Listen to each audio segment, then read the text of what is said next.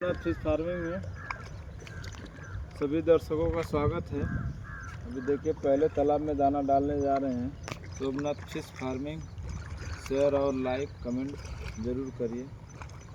अभी देखिए दाना फेंकने जा रहे हैं।